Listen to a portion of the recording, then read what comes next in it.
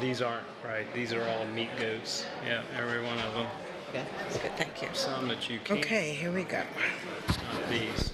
Wool goats, but I guess they wouldn't do well. Good evening, ladies and gentlemen. We're ready to begin this evening's board meeting. Welcome, everyone. Our order of business is the school board meeting of October 22nd, 2019 is now called to order. The time is 6, we started at 6, not 6:01. At this time, we request that all electronic devices be put in the silent mode. Also, we ask that you please refrain from using flash photography except for special presentations portion of the meeting. The agenda can also be found at the district's website, www.leeschools.net. Navigate to the Leadership tab and choose School Board. We would like to take this opportunity to remind the members of the public of the district's mission, which is to ensure that each student achieves his or her highest personal potential, and the district's vision, which is to be a world-class school system. Jamie DeLuca is this evening's student representative for the school board, from the School Board Student Advisory Committee. She's an 8th grader at, okay, where's North Fort Myers Academy? Let me see your hands. Okay, I know they're out there. Jamie participates in many clubs and activities at her school, including youth government, junior thespians, science fair club, all-state choir, digital design. In her 6th grade year, she won the Principal's Award at her school. Jamie also plays goalie on her soccer team. In the future, she plans to go to Florida Southwestern Collegiate High School and study political science. So she's aiming for one of these seats, right, Jamie? All right, welcome. Let's give her a hand.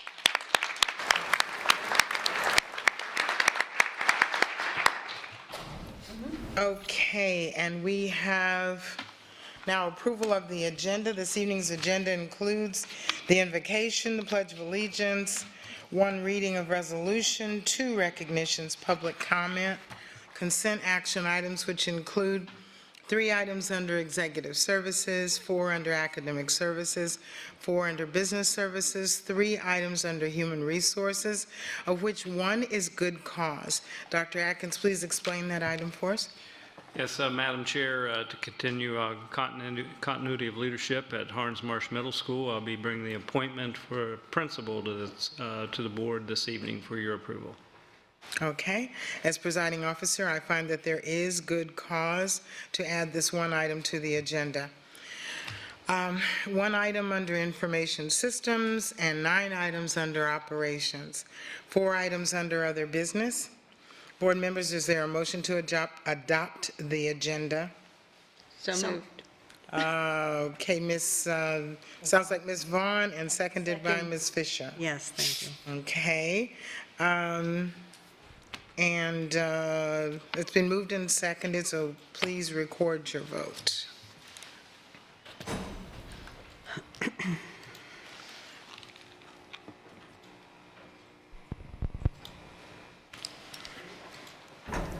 And the motion carries 6-0.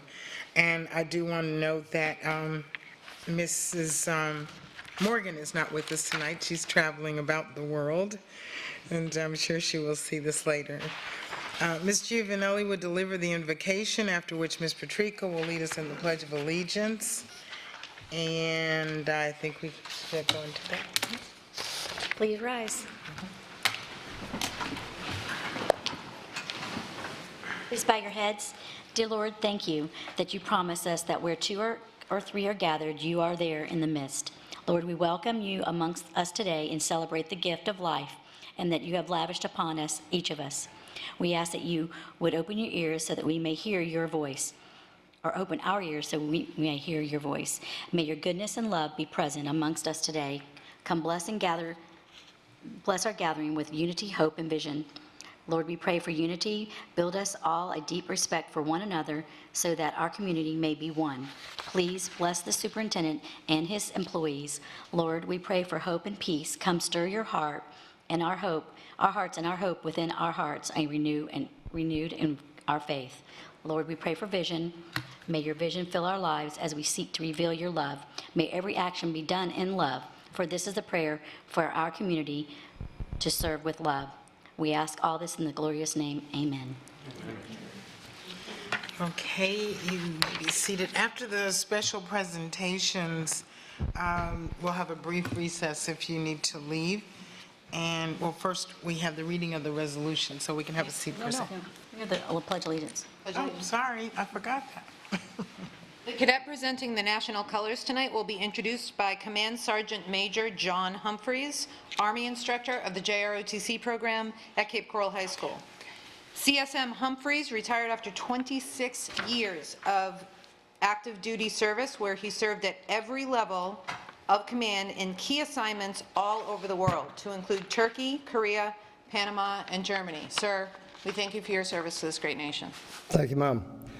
The national colors for our Pledge of Allegiance tonight will be presented by Cadet Colonel Cassie Parks, former brigade commander of the Seahawk Academy Junior ROTC program. Cadet Parks is a senior at Cape High, where she is an outstanding student and exceptional leader. She has been actively involved in the JROTC program over the past 4 years, filling numerous key leadership positions, to include an unprecedented selection as brigade commander in her junior year. Cadet Parks continues to command Cape's nationally competitive exhibition team for the second year in a row. She is currently pursuing selection in the United States Naval Academy in Annapolis, Maryland in 2020. Ladies and gentlemen, please join me in the Pledge of Allegiance.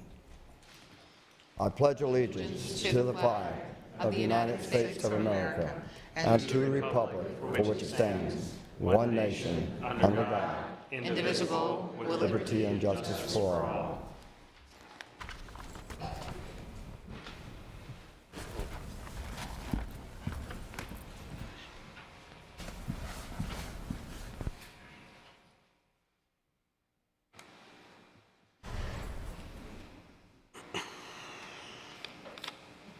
You may be seated. And prior to our recognitions, we're going to have a resolution for the National Italian American Heritage Month, and it's going to be read by Jamie DeLuca. We put them to work up here. Whereas Congress passed Public Law 101-128 in 1989, which designated the month of October as National Italian American Heritage and Culture Month, and whereas President George H.W. Bush authorized an annual proclamation designating the 31-day period as National Italian American Heritage Month, and whereas we recognize the many Americans of Italian descent who have made immeasurable contributions to our nation, and whereas the rich cultural traditions and achievements of the Italian American community have strengthened and enriched the American society, and whereas the diverse backgrounds of Italian Americans and their dedication to family have become an integral part of America, and whereas, through a deep commitment to faith and a strong desire to live the American dream, these individuals helped shape our society and steer the course of our history,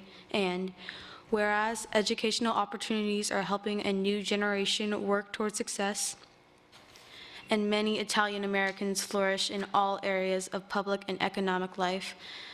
Now, therefore, be it resolved that the School Board of Lee County, Florida hereby proclaims that the 31-day period of October 1st through October 31st as National Italian American Heritage Month. Okay, very good. And thank you to all of our Italian American citizens of Lee County. Now we have recognitions. Are you ready?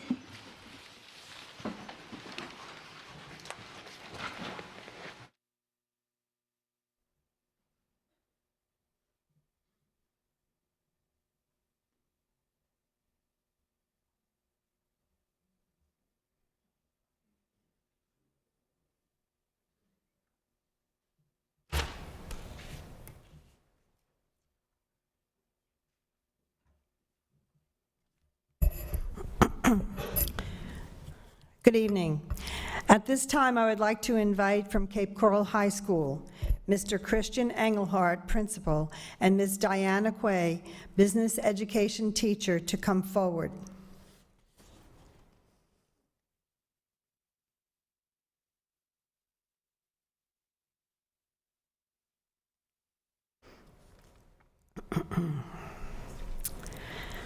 For almost 40 years, SAD, Students Against Destructive Decisions.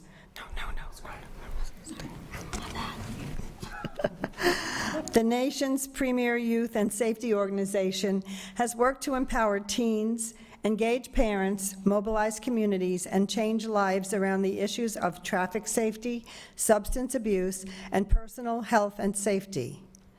Through a national network or peer-led chapter in middle schools, high schools, and colleges, SAD equips students with the resources they need to advocate for change on their campuses and in their communities. SAD promotes a broad understanding of the risks facing youth and the importance of reinforcing protective factors. Their mission is accomplished through scientifically supported programs and practices and by sharing youth voices and youth perspectives on issues, laws, and policy that involve the education, culture, health, safety, and treatment of youth. The Cape Coral High School chapter, led by Mrs. Diana Quay, was named National Chapter of the Year at the SAD National Conference held in Phoenix, Arizona on June 23rd through 25th, 2019. Mr. Engelhardt remarked that Ms. Quay is very passionate about helping students and keeping them safe. She spends countless hours as the SAD advisor and sponsors a number of other clubs and activities at the school. Ms. Quay has truly made a difference in the lives of so many of our students. The school board and superintendent are pleased to recognize and congratulate Cape Coral High School and Ms. Diana Quay for being named the SAD National Chapter of the Year.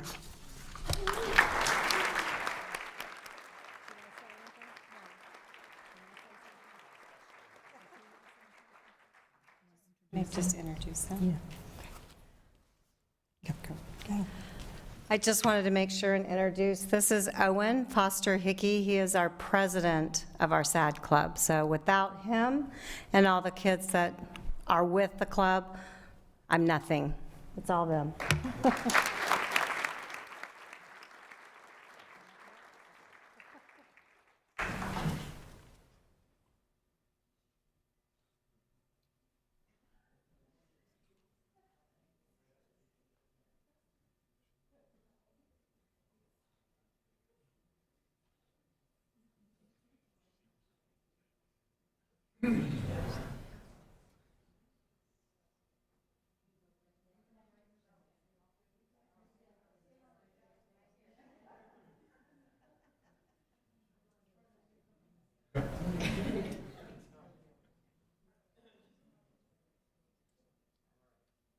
Big smiles.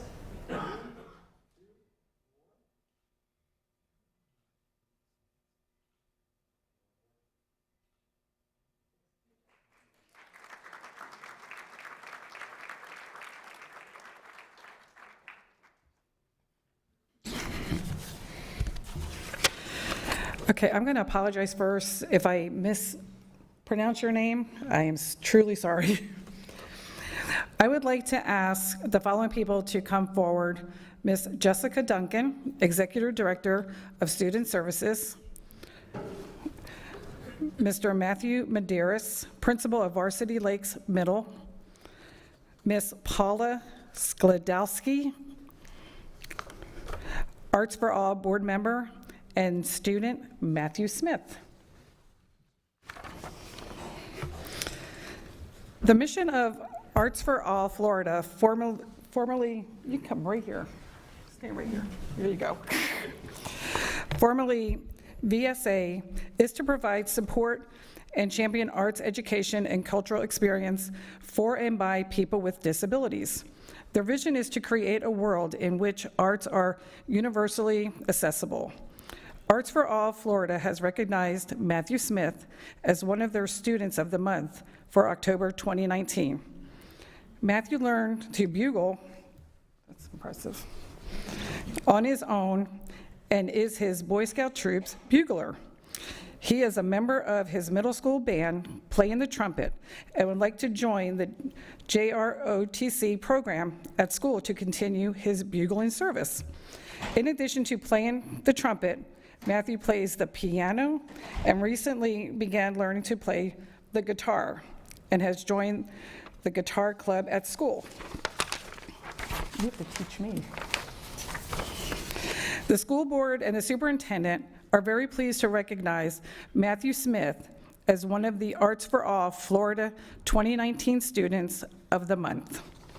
Mrs. Skagowski?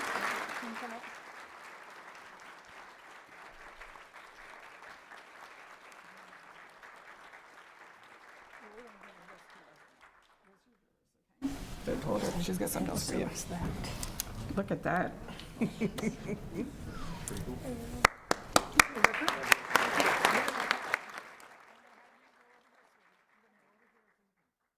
Shake hands. Come on, please. See. Just over here.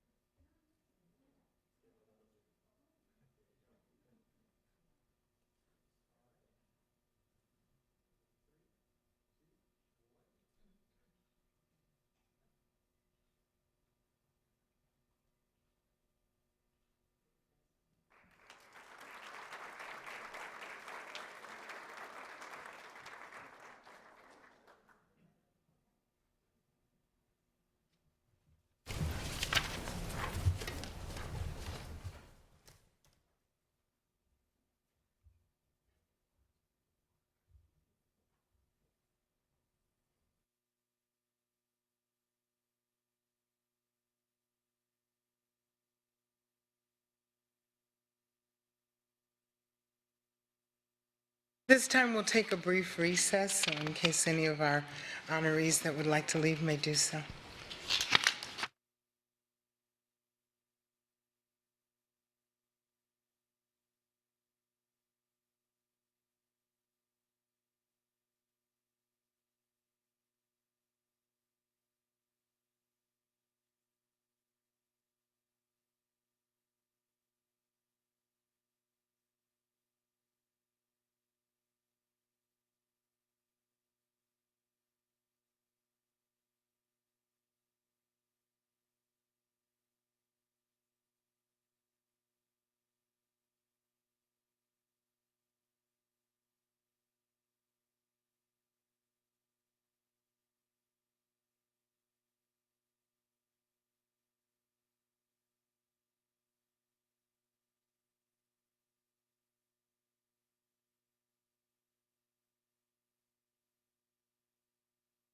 The next item on the agenda is public comment. Mr. Bierman, please address the agenda item of public comment. Yes, Madam Chair. School board policy provides the opportunity at this point in the meeting to address the board concerning any matter on this meeting's agenda or any other matter relevant to operation of the school district. If you completed a card and submitted it before the meeting began, you'll be called in the order the cards are submitted. If you did not complete a card but still wish to address the board this evening, Ms. Gittens, the board chair, will give you an opportunity in a moment to express that desire. The rules concerning public comment are posted at the back of the room. Speakers and those attending the meeting are expected to act in a respectful manner. Attacks on individuals or abusive comments are prohibited. Booing, hissing, clapping, shouting, or cursing would be considered disruptive and will not be tolerated. The time per speaker this evening is 3 minutes because I have 18 cards, unless anybody who has not, no, actually I have 20 cards. Yeah. So the time this 2 minutes. for this meeting will be 2 minutes per speaker. Is there anyone on my left that has not filled out a card? Does anybody else want to speak who hasn't filled out a On the card? right? That's 23. Please go up and get a All right, we're going to start now with Gina Heck. Please approach the podium Julian Heck, Adam Sayarla, John Heck, and Kevin Daly should line up at the podiums, please. Gina Heck, 2 minutes. Ready? My name is Gina Heck. My family and I have been advocating for Gateway High School since 2017. We've been teaching our children about how to participate in the political process for years, that a representative government is supposed to listen to the voters they represent. And here we are now having to explain to our children that some of our representatives do not see a 20-to-1 margin of voters as a reason to represent the people. We are being ignored. We are being ignored in favor of a single political activist from another district. We are being denied our rightful voice in this very important process. It isn't right. We are having to explain to our children why their friends, family, and neighbors are being portrayed as racist by a dishonest local media and few politicians, while these very politicians are attempting to choose a name based on someone's skin color. My kids have been taught their whole life that basing your decisions on skin color is the essence of racism, yet here we are. Our children are growing up in a world that is far more complex than the one we grew up in. It moves far quicker and seems very confusing to them. Why are we teaching our children to make things more complicated? So often the best answer is the simplest answer right before our very eyes. Let's do the right thing here, take the race card out of the deck, teach our children that the political process isn't completely broken, at least on the local level, restore our children's faith in what is right and wrong. People who make unfounded accusations to advance a political agenda should not be rewarded. These people are to be rejected. These people should be held accountable for their words and actions.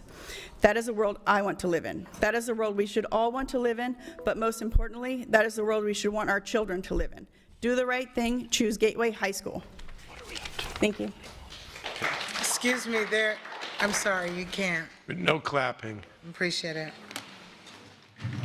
The next speaker is Julian Heck.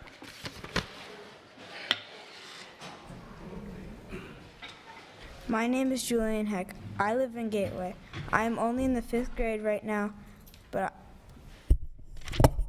I am planning to go to the Gateway High School. I heard you are going to ask 8th graders what they think you should name the Gateway High School. That is a bad idea. Maybe you don't know any 8th graders, but I do. Some of them are pretty smart in school. Most of them are good at soccer, flag football, and other sports, but they don't always make good choices. Sometimes they get in trouble for fighting, texting too much, or staying up late talking to girls. Have you ever watched a car with a Brillo pad? Well, that is a story for another day. Ask an 8th grader what they want for lunch or which is better, Xbox or PlayStation. That is a good idea, but not something as important as the name of a public school. By the way, I have friends that have gone to Gateway Elementary School and Gateway Charter from kindergarten through 5th grade, and not one of them ever showed up at the wrong school by mistake. You know what else is a bad idea? Gabrielle Mistral. Why is that even being considered? That isn't even a real person. It is a fake name used by a poet from another country. If you name the school after a person, shouldn't that person have something to do with Southwest Florida? Shouldn't it at least be a real person? All it took was one Google search to get this information. It's so simple, even a 5th grader can do it. Vote for Gateway High School. Thank you. Next speaker is Adam Siarlater. Please forgive my pronunciation. Thank you. Good evening. My name is Adam Scarlata. I first would like to start Bonita Springs High School, Cape Coral High School, Cypress High School, East Lee County High School, Estero High School, Fort Myers High School, Ida S. Baker High School, Island Coast High School, Lehigh Senior High School, Mariner High School, North Fort Myers High School, Riverdale High School, and South Fort Myers High School. 11 out of these 14 Lee County high schools are named for the area and city at which they reside and serve. So why should Project MMM, which is located in Gateway and on the same street as Gateway Elementary, be named any differently? Since the inception of Lee County School Project MMM, the residents of the Gateway communities and surrounding areas have been active, vocal, and respectful of the process by which the Lee County School District has followed for this project. This is most evident by the support shown in 2017 by the Gateway community residents during the site review by the Construction Advisory Committee. the town hall meeting held at Lehigh Senior High School regarding the evaluations of both the Gateway and Alva sites, the show of support in this very room when the school was selected to be built in Gateway, and then most recently, when 2,000 residents of the Gateway communities voted 815 to have the school named Gateway High School. The residents of the Gateway communities will continue to be in this process, both active, vocal, and respectful. However, we will expect the same respect and acknowledgement and fairness of due process by the district in regard to the naming of this school. When 815 votes for the name of the Gateway High School far exceed any other options for possible school names, when community involvement is clear and concise in this matter, and when the majority of Lee County high schools are named for the city where they are located, creating rivalries, traditions, and competition, it just seems unjust to take away that from future students, given the overwhelming amount of community support for the name Gateway High School. Thank you. John Heck.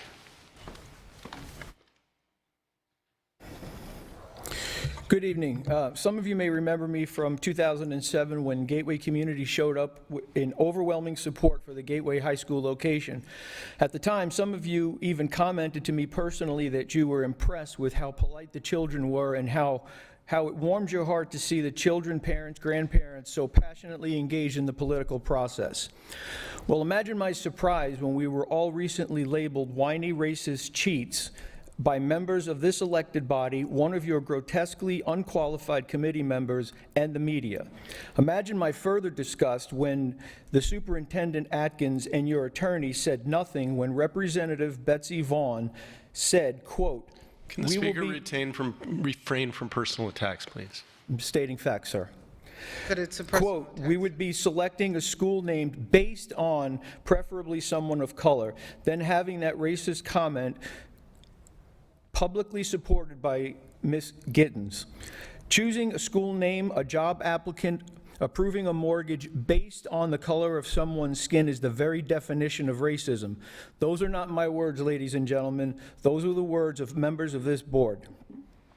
And up until now, endorsed by the superintendent and legal counsel by virtue of their silence and willingness to let such vile and disgusting comments go unchallenged.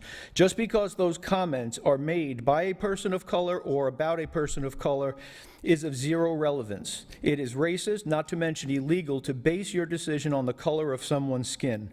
Line number 160 of your naming policy clearly states names that are likely to create controversy should be avoided. Proposing Triple M be named based on skin color is far more than controversial. It is illegal. All we in the Gateway community wanted was to have a voice in the process. Instead, the conduct of certain members of this board has led to vile, unfounded accusations of racism. Speaker's time has expired. Kevin Daly, then Jonathan Heck, then Jesse Vitar, then Louis Navarro. Kevin Daly. Over here.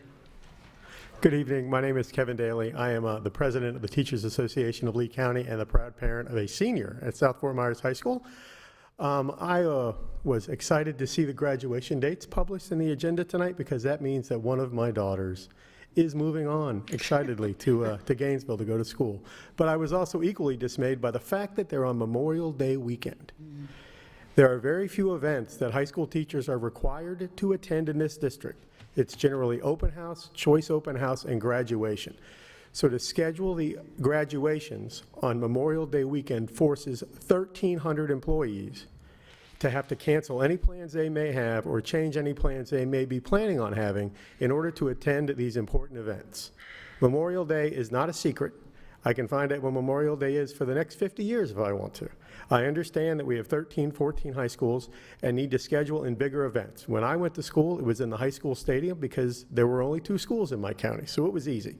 But certainly some foresight and some planning on the behalf of the staff could have avoided this event. I'm hopeful that this won't happen again in the future. Thank you. Jonathan Heck. Hello, my name is Jonathan Heck, and the school board naming policy begins. The purpose of the school board naming policy is to establish standards for names assigned to schools. The naming or renaming of a school is an important event in the history of our community, and choosing the best one requires careful thought and consideration. By this board advancing certain names to be considered, it is clear that you are violating your own written policy standards. Policy 15D5 on line 100 states, for technical reasons, the full school name should be 25 characters or fewer, including spaces. The name Dr. Martin Luther King Jr. High School contains 38 characters and cannot be shortened without violating a number of other policy standards. I'm asking this name be removed from consideration and the school be named Gateway High School. I am disappointed that I and residents of Gateway have been openly labeled a racist by those who are supposed to be community leaders for having a different opinion than some board members. I am not a racist, and neither is anyone I know. In fact, I have friends, teammates, classmates, and family members of many different races, colors, religions, and national origins. Not a single one of them would define me as a racist, and neither will any of you. I find the conduct of some members of this representative body to be irresponsible and highly insulting to me. Imagine the outcry by the media, this board, and the community if someone proposed we should name the school after a white person. The great Dr. Martin Luther King Jr. taught us a very valuable lesson when he said, "I long for the day that my children be judged by the content of their character and not by the color of their skin." I believe that some of you are insulting the achievements and memory of Dr. Martin Luther King Jr. for Gateway High School. All we in the Gateway community wanted was to have a choice in the process.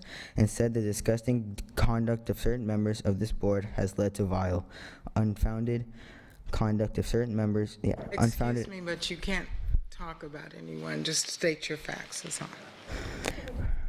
Racism. Thank you. Jesse Vitar, and then Louis Navarro, then Levi Vitar, then Drake Walsh.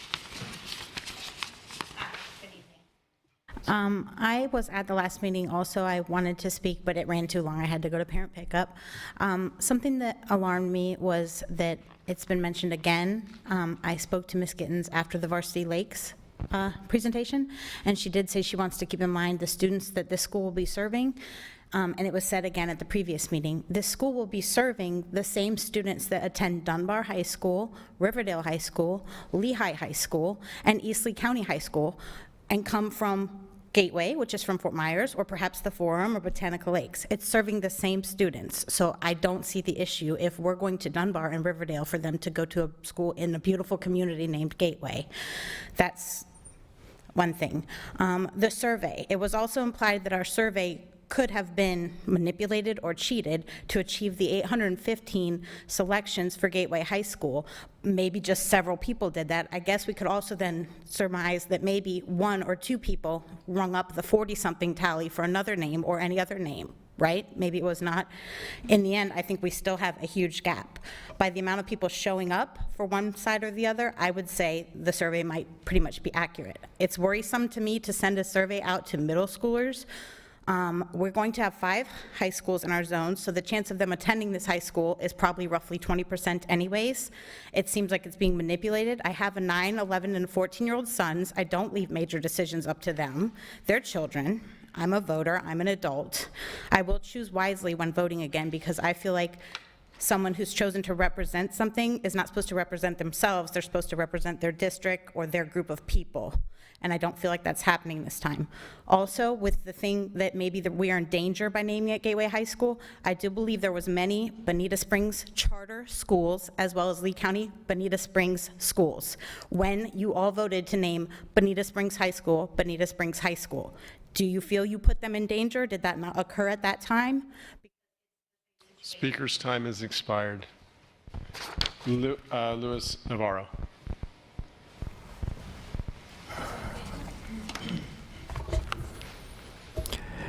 Good evening, school board. Dr. Atkins, Lou Navarra, former teacher, retired. Glad to see the school board pay was reduced to a starting teacher's salary. It was a top priority in my campaign last year. I'm happy someone agreed with me. Just think of the money the board will save you people on your IRS tax bill.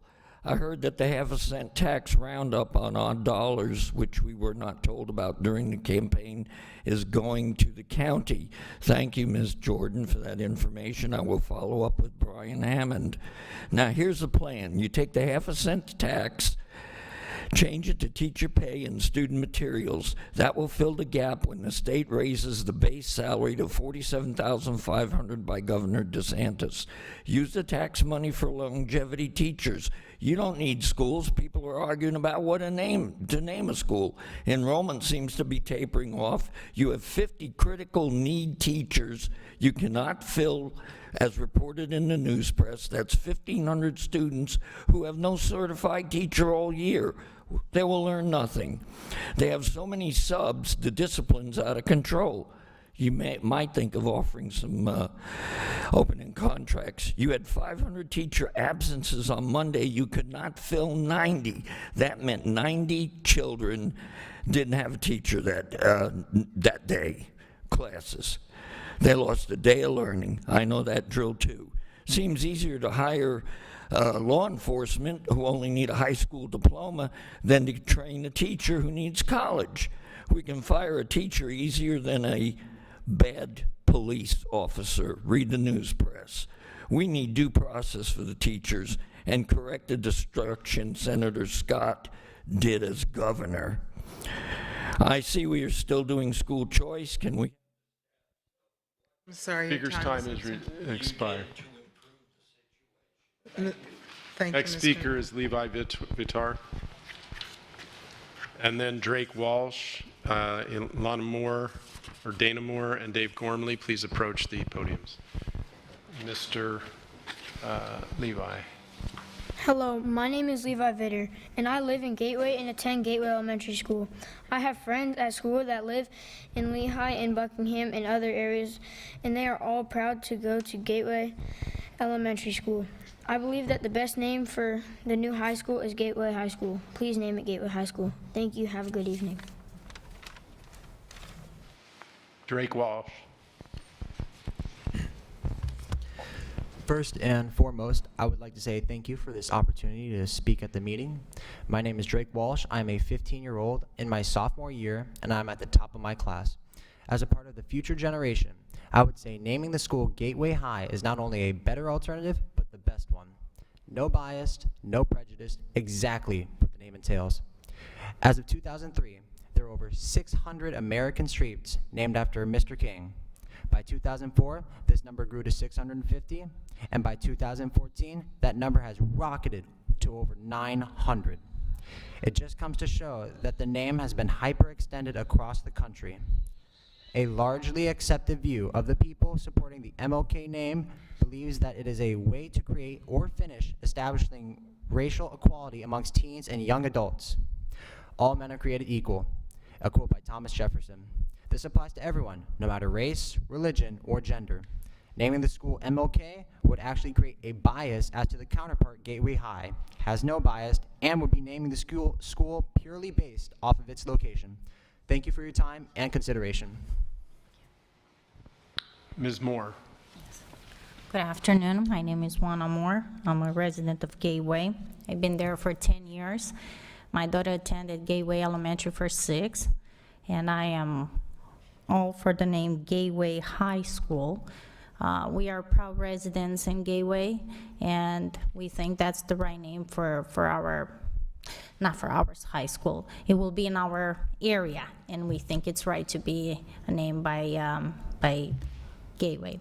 My daughter has friends from Lehigh, from downtown, and they all attended Gateway Elementary, and I'm sure they all attend Gateway High School if you decide to name it Gateway High School. We all support Gateway High School name. So thank you for your time. A little bit unprepared for tonight, but I am here to support my neighbors, to support the Gateway High School name. Thank you for your time. Dave Gormley, Tim Walsh, Charles Fox, Po Chan, please approach the microphones.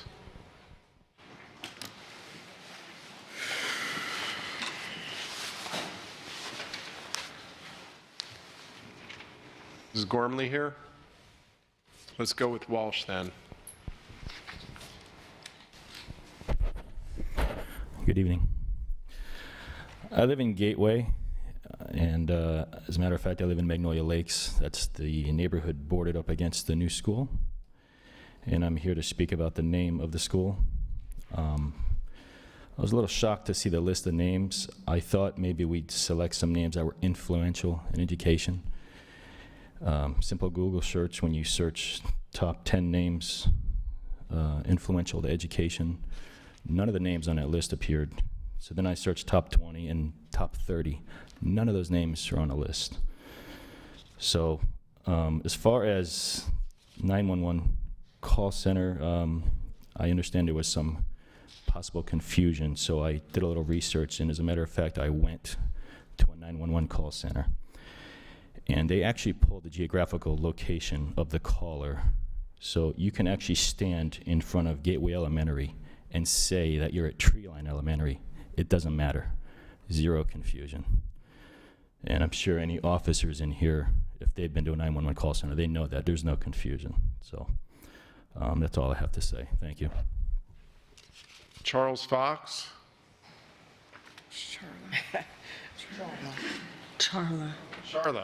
Charla Fox. We'll get it right one of these days. A proud teacher of the Lee County school system. I am a proud product of the Lee County school system.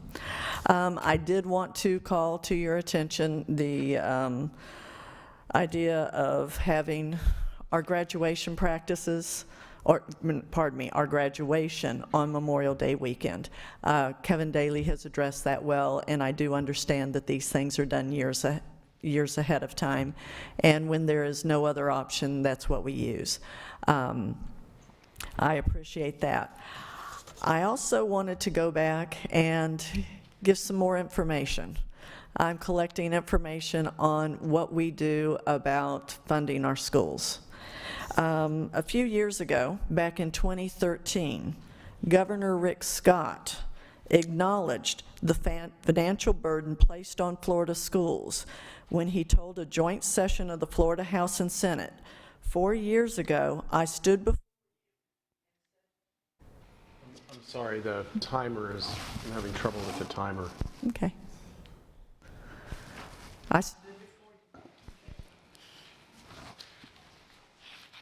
Please proceed.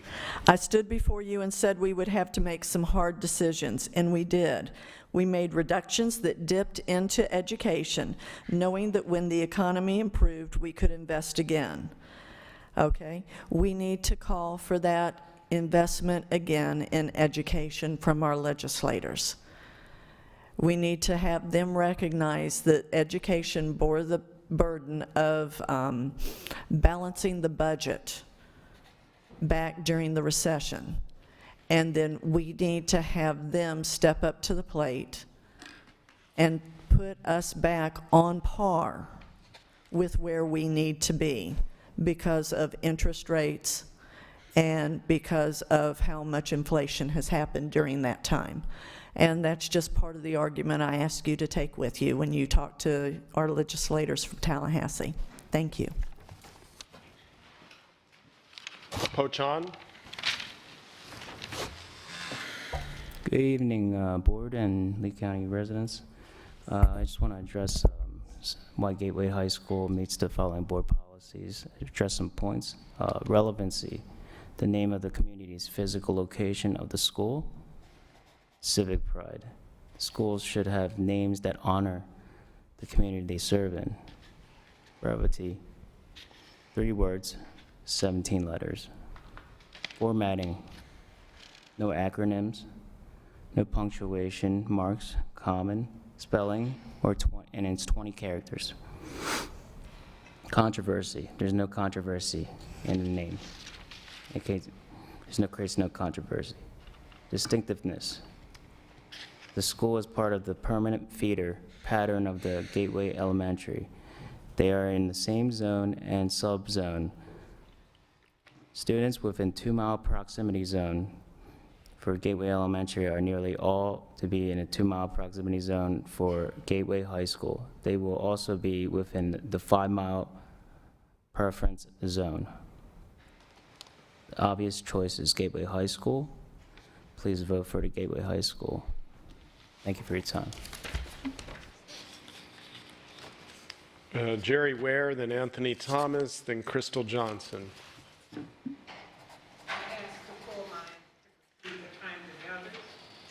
You can't give time to others. You can speak or you don't have to speak. Anthony Thomas.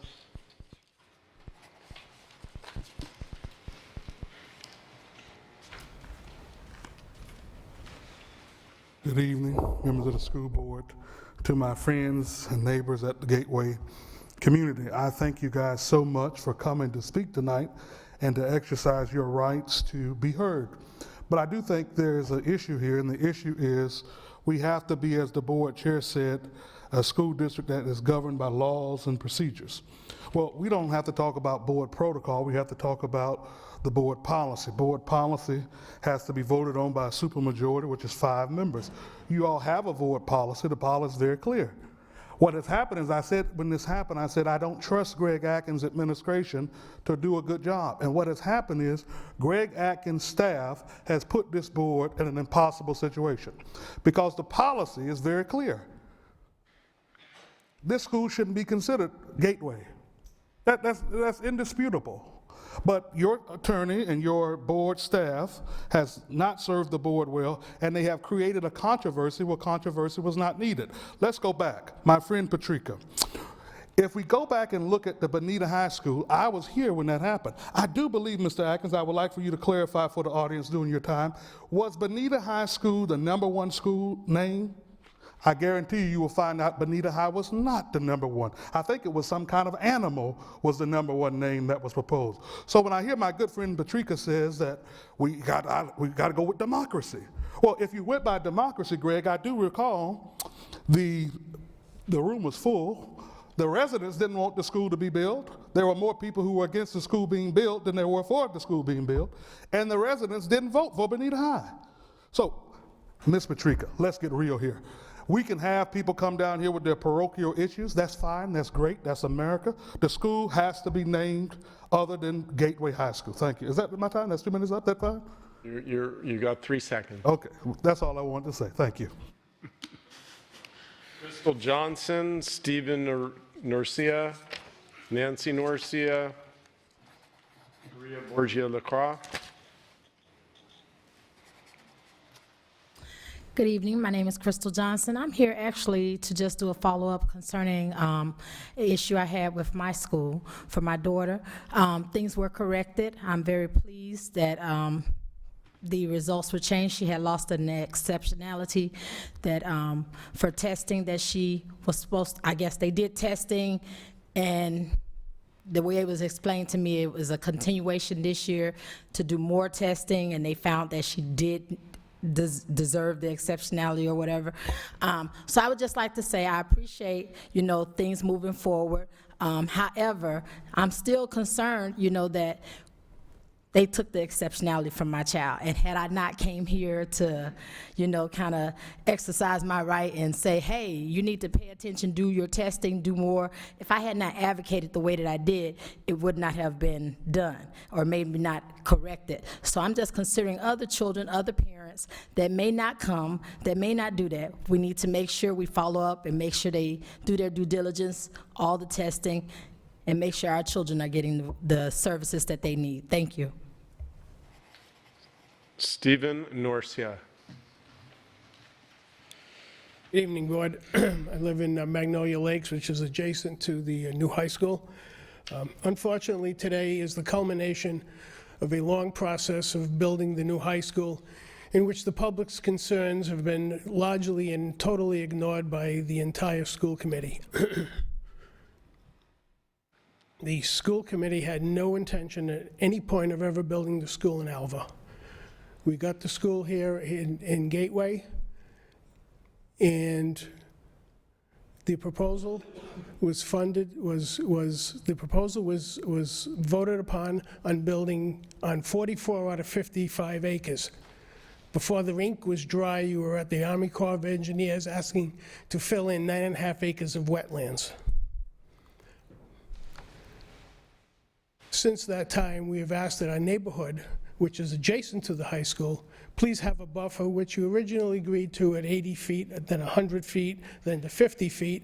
And if you walk by the school site right now, you've clear-cut 55 acres. Thank you. So as you can see, we have no say in this matter. You've determined and predetermined what you were going to do, and we're stuck with it. So now that we're at the end of this process of building the high school, can you at least listen to the public one time and please name the high school Gateway High School, as you've always wanted to do, because when you proposed this high school, it had to be in Gateway, because Gateway is an important part of Fort Myers, but now apparently, now at the end, you've determined you need a new name, which you probably had in your pocket already. So once again, please, can we have a bone thrown to us so we can at least have the name of the school, Gateway High School? Thank you. Nancy Norcia. I'm not going to talk about what I was going to talk about because I think my neighbors did it very well. But I want you to know I did not want the high school being built in Gateway either. But I'm here to set an example for everyone on this board. I didn't want the high school. My community and my neighbors did. And I'm here to support them. I think that the process was done. The overwhelming majority of people wanted the high school named Gateway High School. It makes sense. I don't know what the confusion really is. It's in Gateway. It's not far from Gateway Elementary, and everybody else has said the same things. But the one thing I would like to leave you with is this quote from Dr. Martin Luther King, who truly was a leader. And he said, "The time is always right to do the right thing." Please, do the right thing and name the high school Gateway High School. Thank you. Karina Borgia. Hi, everyone. I'm Karina Borgia LaCroix. I'm going to tell you a little story. I grew up in Maryland and around the Washington, D.C. area, where I took birth to my firstborn son, who is now 24 and whose father is black. Raising a child of mixed races is difficult in today's world, and I made sure to get through the difficult times that we gave importance to fairness, to equality, and understanding our place in the world and in our society. That includes politics and teaching my son how much importance voting had in our country and how to accept the results of voting regardless of whether that is or is not in line with our own personal views. I have owned a home in Gateway for 14 years, have owned 2 businesses located in Gateway for 11 years. My oldest son attended Gateway Charter High School and Gateway Charter Elementary, and I also have a 6-year-old son sitting there who is attending Gateway Charter Elementary and could become a student of the new high school. Regardless of race, color, or economic position, the political process of voting is an important one and one that needs to be taken seriously. As a mother, a business owner, and a homeowner, all in Gateway, I plead with you to take into account what the community wants and what the voting results are and name the school Gateway High School because of fairness in the voting results, not because of color or race. And another name, if another name was chosen by the community, regardless of the name, I would be supportive of that, not because of race or color, and this should not be a race issue. Thank you so much. 2 people that we passed. Dave Gormley, are you here? Jerry Ware, do you wish to speak? No, I won't. That completes the, was there somebody else that wanted to speak?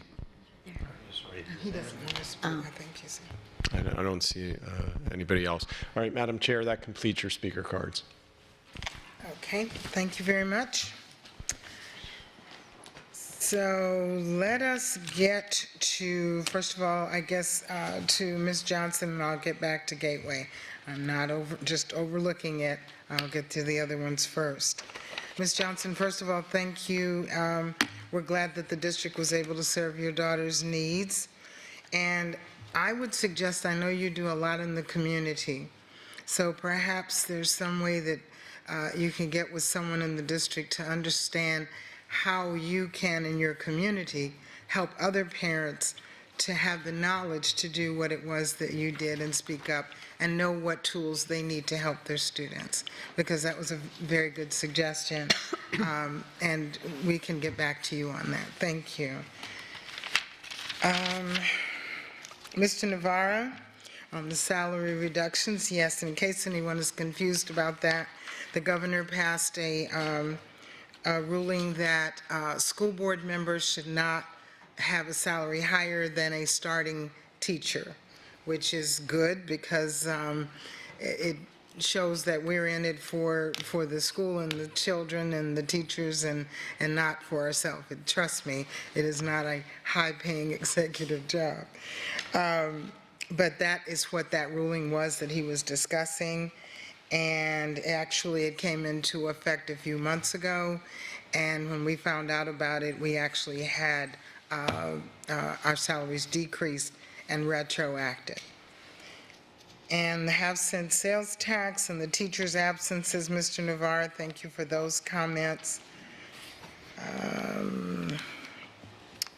And regarding graduation, Mr. Daly and I believe Ms. Fox, we changing the dates for graduation in Lee County School District is like moving more than a battleship. And Superintendent, would you like to explain that we have attempted to make that change and it's just pretty much impossible at this point? Right. Staff had selected those dates and had gone out and secured venues last year. We have to do that quite a bit in advance. I know Dr. Spiro and Mr. Simmons came on board this summer, and Mr. Simmons did attempt to move those dates one, he wanted to move it away from the Sunday date and do it like a Friday, Saturday, and get it away from that holiday, as I recall, and he was unable to move that because the venues were already rented out or in use during those other dates. So unfortunately, we were not able to move it this year. However, that is certainly something we will keep in mind when we're planning next year. Mm-hmm. And unfortunately, there's not much that we can do about it at this point. Thank you. Okay. And I'm sorry I didn't get your last name. First name is Jessie. And what is your last name? Vitter. Miss Vitter? First of all, I wanted to start with you because I thank you for stating the fact that the school will be serving all students throughout Zone 3 and not just the students of one particular area. And I think there are some people that are confused that it is just a local or neighborhood school. We have the largest amount of students in Zone 3, and all of the students will have an opportunity through school enrollment to be able to select that school that want to.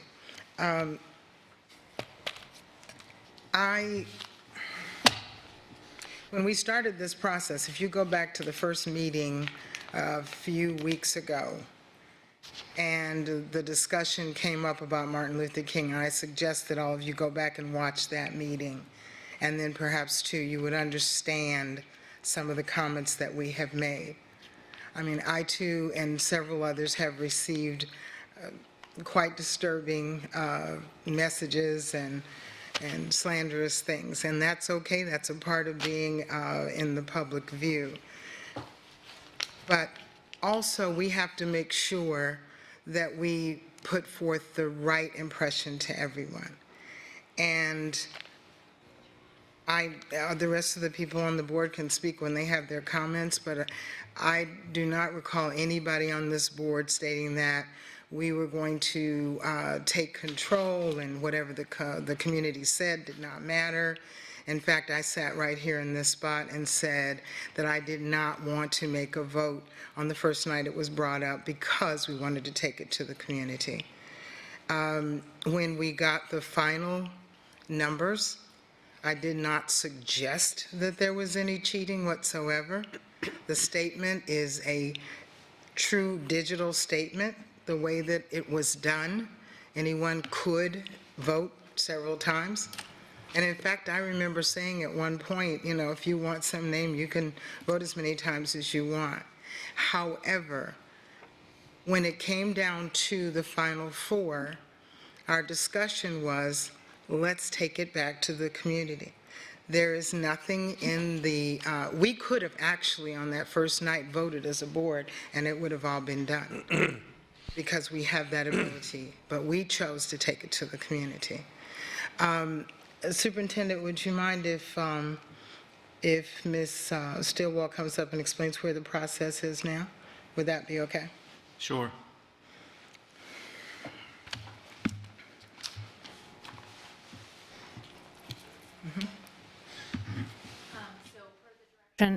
Per the direction that we had at last week's meeting at the briefing, we are putting the survey with the 4 choices that were recommended, as well as a no preference choice, to 8th graders over the next few days. And then the same survey will also be released to the community in the next few days that will stay open through the weekend so that we can take those votes and present them to you then at next week's October 31st. I think that's next Thursday's board briefing.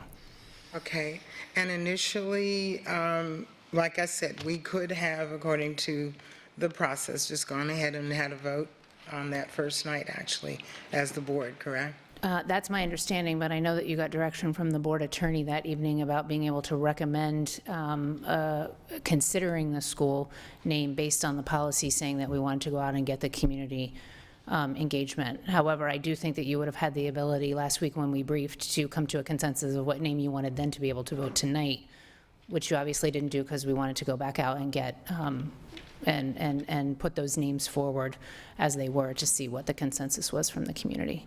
Right. Thank you, Lauren. Yeah. And Superintendent, any other comments from you?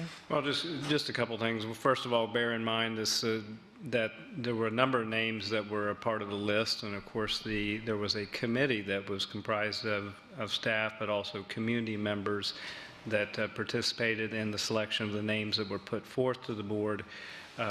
So, you know, that is not something that staff just came up with and put the board in a position, as has been erroneously suggested. But it was a committee that made that suggestion. I will also say just a little bit of history. You know, Bonita Springs High School is a little bit out of the number, so the board does have precedent in the past of even you have a number of characters in a name.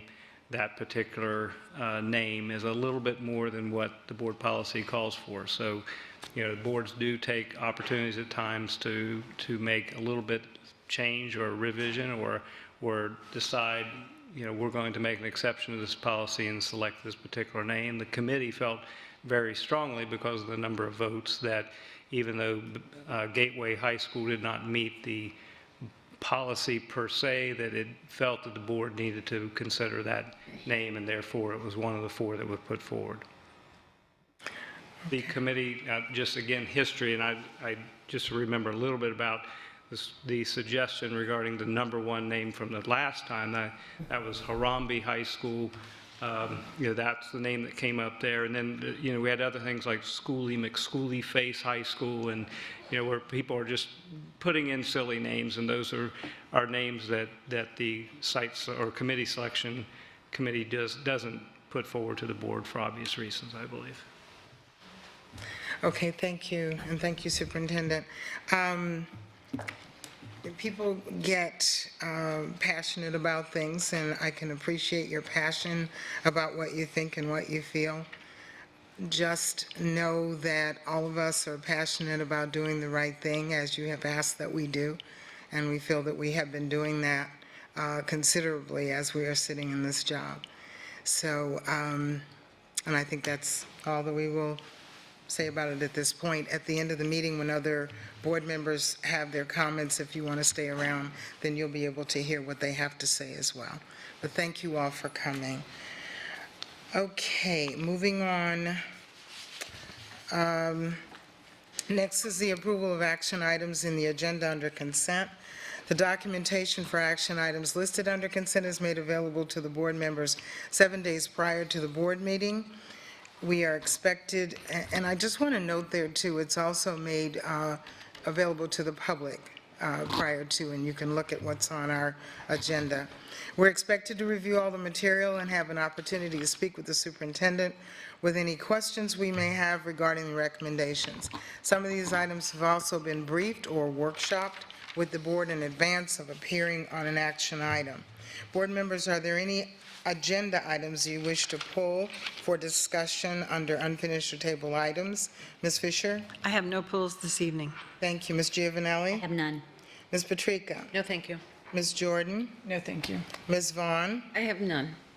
And I have I-6 that I would like to pull. So is there a motion to approve the consent action items with the exception of I-6? A motion? So moved. Ms. Fisher, second. Ms. Giovanelli, Ms. Fisher and Ms. Giovanelli, please record your vote. And unfortunately, my screen has gone off. Susan, may you vote for me, please? Affirmative.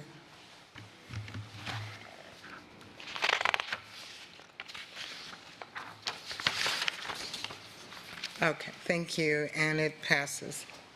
Just a second. Yeah, hold on 1 second. Okay, I'm back up. Okay, the one pull is I-6, and I-6 is approval of ranking RFQ number CQ190025TA, building official services for K Elementary and NN Middle Schools in the South Zone. The reason I'm pulling that, and there is no cost included with this agenda item, consent item, but I am pulling it because I've had discussions with the superintendent and with constituents regarding the, I guess, fairness and equity of the 3 zones that we have. And I will preface it by just a short analogy that if you have 3 children and 2 of them have shoes and 1 has old shoes, I think that you should think about fixing the shoes of the 3rd child before getting new shoes for the others. In the East Zone, we have the most school with disadvantaged students. We have the most crowded schools. We have the most level 1s and 2s academically. And I just want to make sure that we are considering everything in our decisions of making sure that all 3 zones are at least on an equal playing field. With the some of the schools out in East Zone, we do have issues, as Mr. Navarre had mentioned, with even getting teachers and keeping them. And a lot of our teachers travel from all over. So there are plenty of things that we need to think about maybe doing to attract more teachers. And I did a survey that I gave to the superintendent the other day of just our middle schools. We have 5 middle schools in East Zone, and the number of portables and the number of traveling teachers, and a traveling teacher is a teacher that does not have a classroom assigned to them. They go into another classroom when a teacher is on break. And when you add all of those up together and multiply them by the number of students in a class, we at this point have enough students in the East Zone to fill up the one school that's coming and 60% of another one. So I would just cannot bring myself to, if we're going to vote on something, to go in South Zone when East Zone is having such a deficit. So I would like to ask the superintendent to maybe discuss how we can address this. Point of order, Madam Chair, we need a motion before we can discuss this. Oh, sorry, I didn't. Okay, so we have a motion to discuss, to discuss this item, thank you. Anyone make a? Second. Okay, so who first? Ms. Giovanelli and Ms. Vaughn. Go ahead, Ms. Vaughn. Frankly, I was waiting to respond to whatever Ms. Gittens had to say, since she, well, I guess she already did say that. I think Ms. Gittens brings up some important information. Frankly, I would like to have more information on the numbers, the projected numbers that we have from the South Zone versus the projected numbers, because this is something that I haven't seen. So I'd like to see it further discussed and maybe tabled until we can see that information and make an informed decision. Ms. Patrica? I really don't know what to say, because we've discussed this as a board previously, and this feels like it's coming from out of left field. I represent every school in the entire district, not just the South Zone or the East Zone or the West Zone. I do live in the South Zone, and I do know that we have significant growth down there and incredible difficulty in terms of getting kids into our buildings, and they're busting at the seams. So I don't, I know we have a middle and an elementary going out in the east, and I believe that process, that building process is further along than K and NN are. I also think that we've been updated frequently regarding our capital plan and where our schools are going. I'm not sure why we're pulling this when we're about to make a vote. I would, since it costs us nothing, I would recommend that we move forward with a positive vote so that staff can continue to work, so that you guys can get the numbers that you feel like you need to support it. But I'm surprised at the questions surrounding I would this. ask to be able to address some of these concerns. One of the things that we have repeatedly done over the years is we have presented population numbers and student projections. And that's what all of this is based on. Just historically, if you go back and you look at what we have done to meet growth needs, the first project that was done after the recession was really the expansion of Dunbar High School, specific to the East Zone and relieving some of the growth in the East Zone. Then the next project that was done was Bonita Springs High School. Then the next project that was done was the expansion of Lehigh Senior High School. Then the next project that we're currently underway right now is, of course, MMM, which is set to open in 2021 with staging in 2020. Then, of course, we have middle school MM, which is a dual site to include a future elementary school J, which is not yet approved in the current 5-year plant survey, but that, due to available information in the East Zone, but that's a school for the East Zone, MM. Elementary J is in our 2019 work plan, currently being created in our operations team and scheduled to open in 2023. Schedule J can be expedited with the use of local revenue taxes, and so we can do that actually, which are not available at the time of the last plant survey, so that may be one we may be able to accelerate. And those are all East Zone schools, and then we're currently under discussions working with Florida Gulf Coast University to discuss another site in the East Zone, which is a site that is under consideration for the innovation school. So all of those are scheduled for the East Zone. South Zone, we have middle school NN, which is projected to open in 2022. Okay, so again, the other middle school in the East Zone is 2021. This one in the South Zone is 2022. Elementary K projected in 2022, also in the South Zone. So again, all of these sites, if you look at, Dunbar High School was expanded to serve the East Zone and the South Zone, but it wasn't open originally to that East Zone. We opened it to alleviate for growth. Lehigh Senior expansion that's the East Zone. And high school MMM, East Zone. Middle school MM, East Zone. Elementary J, East Zone. Innovation School being now considered for the East Zone.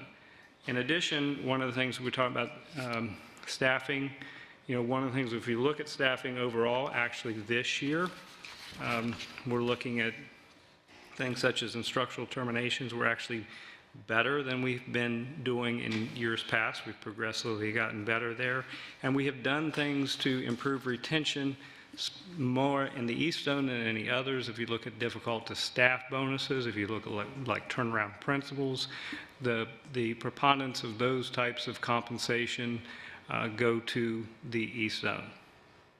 So hopefully that will help. We will be happy to get you those numbers, but we have provided numbers in the past, and we really do need to continue the work. So I'm really asking for you to support this recommendation because we need for work continuity. I don't think it should sideline any concerns that the board would, or cause a problem for any concerns that the board would have, because those numbers obviously can be provided again, probably as early we can put it out, tomorrow or by the Friday update. No issue with that whatsoever. Bless you. Ms. Jordan? Well, in looking at this, of course, there is no cost to us. So for them to move on this, I think that I would definitely be in favor of doing that. And as far as the growth of the communities, we always have, we are growing, South Zone, East Zone, and I represent all of Lee County, but even the central area, those kids go everywhere. They go south, they go east, they're just everywhere. And I know we're waiting for like Franklin Park and to be rebuilt or whatever's going to happen with that, but that also needs to be put into the equation as well of what we're needing to do. Because I know we always hear about the East Zone, but Lee County is huge, and we have to make sure we're taking care of all of our children. So I would be in favor of keeping this going. Thank you. Ms. Giovanelli? So for me, I would like to see like the facilities plan, like what is our plan, and I'd like to see it out. We have a 2030 vision. I'd like to see what is the plan for the next 5 years, 10 years, that way in our schools, and where the need in the future is, because we are growing, and I think that would help the community and myself understand where we're going as a district, especially with the they have penny sales tax and the projection of that. So that's I look forward to that. Yeah, one of the things, I'm glad you brought that up, and one of the things that we are going to do, I think at the next briefing, is Kathy Ebal is going to talk to you specifically about our new capital improvement plan process. Okay. And that is going to be a document that I think you all as a board will find extremely useful, because you'll be able to point out projects that are projected out 5 years and 10 years, and that is it's going to be right there for the public to see. It'll be just like I think I've shown some of you, but I can bring that to one-on-ones, the product that she had done up in Sarasota, which we were very impressed with during the interview process when she brought that to us. So we do have our 5-year capital plan. That's something that we've always had, but I think this document will provide the board with much more detail. And then in addition to that, remember, she also spoke about the annual $200,000 and less projects that schools can submit on an annual basis. So I know all of you go out and visit schools, and sometimes you get a school principal or a member of the staff. I just had a couple that were brought to me this week. And, one of the things that you can start to do is encourage them to use the capital improvement process to submit those requests so they can be considered. And then on an annual basis, we'll put out what those approvals are, and then they will know and you will know. And again, that will be something that's out there available for the public. So, these are great ideas, and I think you'll be really happy. And I think this is the 31st, as that's coming. I'm looking back at staff. I know it's the next briefing, and she's going to plan to talk to the board about the process. Very good. Ms. Fisher? Yes, so based on the information that we've received at the past few briefings, along with the projections that we've seen, I would support moving forward with this approval so that the work can continue. Mm-hmm. Okay. Not having known previously about the innovation school, because it was we know about it, but not understanding that was potentially going to be an East Zone, that does put a different light on this whole plan, because the concern was, where we put that other 60% once that new school is full, and we still have 60% of middle schoolers with nowhere to go. So hearing the fact that the innovation school, and I really would be in favor of that because we are, I mean, not we, and I do represent the whole county as well. However, just focusing on where the needs are, I believe the innovation school would definitely serve well in the areas where we have the most challenging students academically. So I'm looking forward to that. And actually, based on that information, seeing that we would get another school, I will withdraw the motion. Attorney, may I do that? You don't want to withdraw the motion? I mean, I'm sorry? I was saying, can I? You can, what was the motion? Well, it was to pull this, so. No, you just go ahead move and the vote item on for it. approval. Okay, Move, all just right. move the item for approval. Move to approve. Okay, so we'll just, if there's no other comments, we'll just move for vote. All of those, and it's, Call the vote. okay. All those in favor, I'm sorry. The item was moved for discussion. Does somebody want to move the item for approval? For approval? Yeah. Okay. I well, move the item for approval. And I second it. Okay. Do you have that, Susan? All in favor? Okay. All right, so now we call for the vote. All those in favor of approving that item I-6 signify by saying aye, and please raise your hand as well. Aye. So it passes 6-0. 0. Thank you very much, and thank you for the discussion.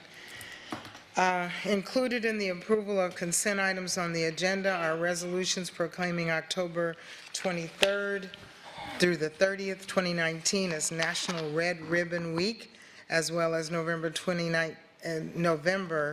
2019 as National American Indian Heritage Month. Also, October is National Cybersecurity Awareness Month, and I believe we have a graphic to show on the screen. It's up there. And I will state that we had a session this week about cyber security and all of that, and just be aware is all I'll say. And with nothing else, Dr. Atkins, please introduce administrators in attendance with new assignment that were approved under the consent agenda. Okay, really happy to do so. You know, not too long ago, we were visited by Hurricane Irma, and which brought us this person's That is spouse. But I am very happy to announce Irma Cervantes Lancaster as our new District Strategic Communications Director.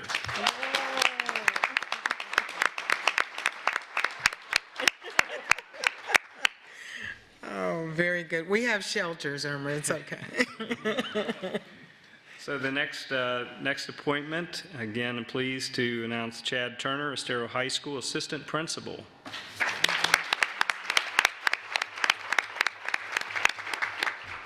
I do want to mention this one just because it has been out there in the public. The person's not in attendance because they are relocating from Wisconsin, I believe Milwaukee. Ryan Hudak, who's a legal counsel coordinator, equity and civil rights compliance. So that was approved. Also, pleased to announce Todd Everly, Southwest Florida Public Service Academy, from Director to now Senior Director, Technical Colleges.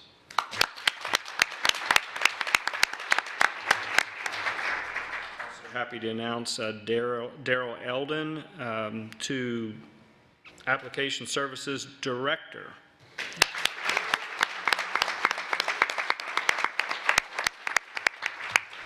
Finally, this is the good cause one. Alex Drzanski, Harns Marsh Middle Assistant Principal, now Principal.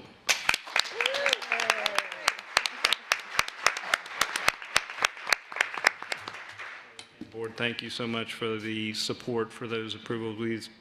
These are some fine individuals, and I know will do great work for our district. So thank you. Thank you, and welcome to all of you, and congratulations. Our last order of business is board member reports. Ms. Fisher, let's start on this end tonight. Okay, thank you very much. So I attended the grand opening of the United Way Community Impact Center at the Bell Tower, and we thank United Way for all of their support to all of our students through the community agencies that they actively work with. Tomorrow starts Red Ribbon Week, and there are numerous activities courtesy of the Drug Free Coalition for Southwest Florida. At Lehigh Boys and Girls Club on the 24th, they'll have a SAD Club kick-off, and we had the recognition before of our national Cape Coral SAD Club winner, and so I'm really pleased that this is happening, and I'm hoping that we'll see more SAD clubs in our schools, because prevention is the key to keeping our kids drug-free. On the 29th, here in this very room, we're going to be having a recognition of our drug-free students who have succeeded academically, artistically, and athletically. So we look forward to that. The national theme for Red Ribbon Week is Send a Message, Stay Drug-Free. I encourage everyone to recognize the impact on the community that substance abuse has had, and to support these activities at every level. I want to comment on the technology team. They're all here to support Darryl today, and I really think that you guys are rocking it. Your committee, your community activities are great. You really work together, and you're a real good role model for the rest of us. So thank you. I want to say that for the Gateway people, you know, I was one of the people who advocated for getting some student input. For the past 5 years, we have had a student advisory committee, and they have not made decisions, but they have been very impactful in giving us great suggestions that have helped us to make many improvements in this district. They know sometimes better what they need and want than we do, so we really value their input. And I want to thank Jamie DeLuca for being here this evening and for doing such a great job reading the proclamation. I also want to thank our ROTC people under the direction of Bill Zakovic for always providing us a great start to our meetings. And as a board, we all have our hearts in the right place. We care about the kids, we care about the community, and we plan to continue working to do the right thing. Thank you. First of all, I'd like to thank everyone from Gateway that came out today and tonight to speak, and those that sent me emails. I really appreciate that and respect that. I want to let you know that I am listening, and I believe in doing what's right for our district and our community. And I love the quote that one of the students made about Dr. Martin Luther King. I appreciate that, and I believe in doing the right thing. I look forward to the groundbreaking that's coming up on, what date is the groundbreaking? 13th, I believe. Yes, Yes, it is, the 13th. I'm personally inviting you. Hopefully you will attend, and I look forward to doing what's best for everyone. So thank you for coming. I want to congratulate the new hires and new to our district and the ones that were promoted, so congratulations and thank you. Ms. Jordan. Okay. She's got her list ready. I know, I have my list. I have to do this. Okay.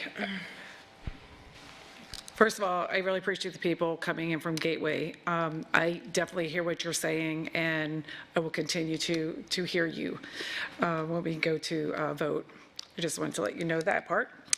And congratulations to all of you out there who have part of our team. We really appreciate all of you and your hard work. Ms. Johnson, please get with me, and I will help you do whatever we need to do to spread the word.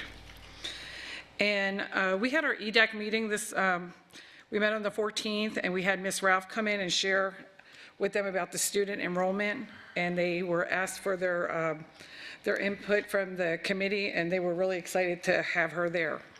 We also had Mr. Bradley and Mr. Williams share with the committee our non-discrimination policy and ask for feedback on that as well, which they shared quite a bit. And they recommended that we adopt the policy. So it is really good to, when we bring things to our committees and let them have that input, just like we're doing tonight, listening to the people who's coming in and sharing. Also, I attended the ribbon cutting at Heights Elementary School. And, oops, sorry. Here's our staff. Heights Elementary School. The Kiwanis Club of Fort Myers got together to help make this room for these children. It's a sensor room, but when you go in that room, you really don't want to leave the room. And it's just for kids to be able to go in there and recompose themselves and, you know, get whatever out that they need to get out and go back and begin to learn again. The multicultural, I attended that as well, which was at Mariner High School, and that was just really a great day. There were so many kids from different parts of, all Hispanic, but different countries, and they all brought their food and they shared their stories, they shared their food, they shared their music. It was just a really great experience, and I really appreciate being there. I also attended, and actually Ms. Giovanelli was there with me as well. We were at the Taco Fest at the Burroughs home, and it was great. Our culinary students, I think we had 7 schools there, competed.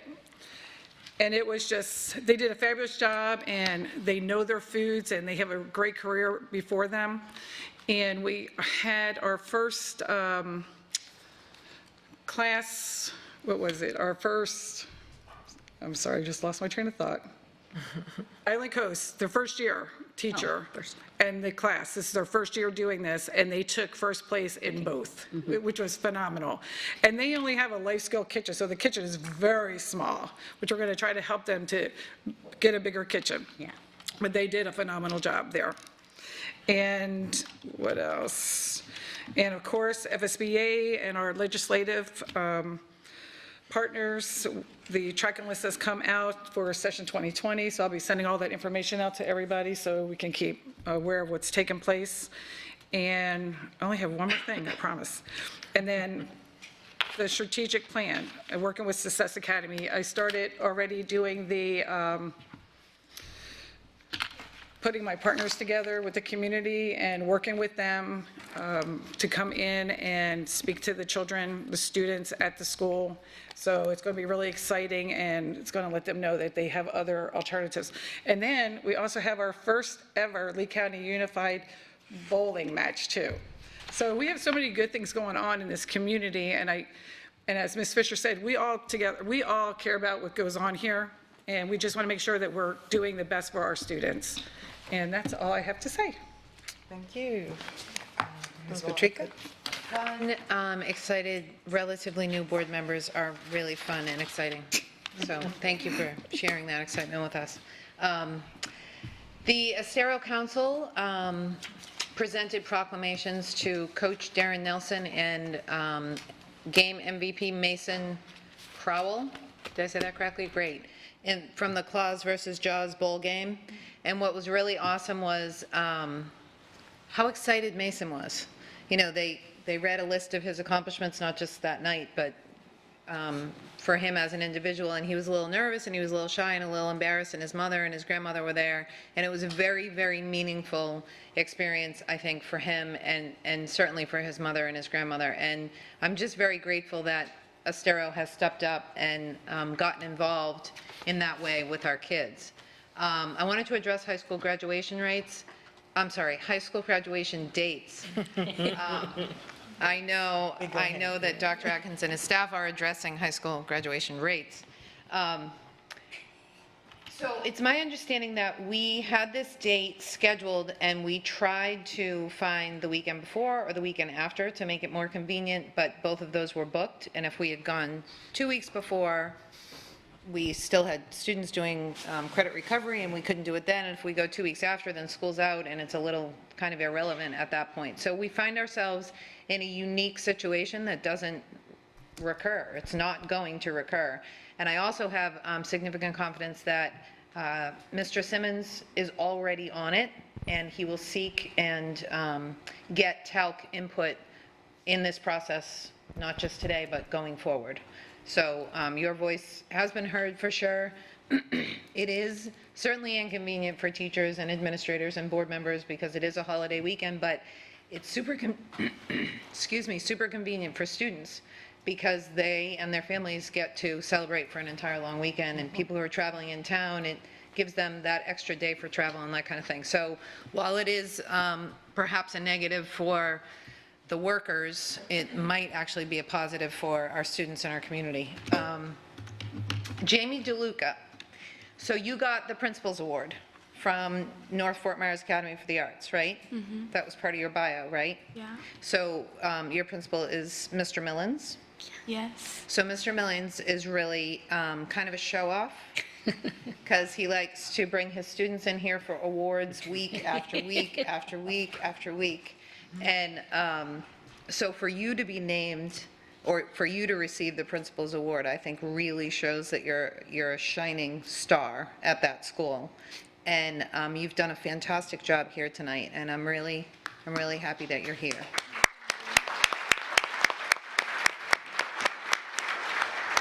And finally, I wanted to talk about sort of an interview thing I participated in this morning at Dunbar High School. Their IB program is kind of up for reaccreditation, but that's not the right word.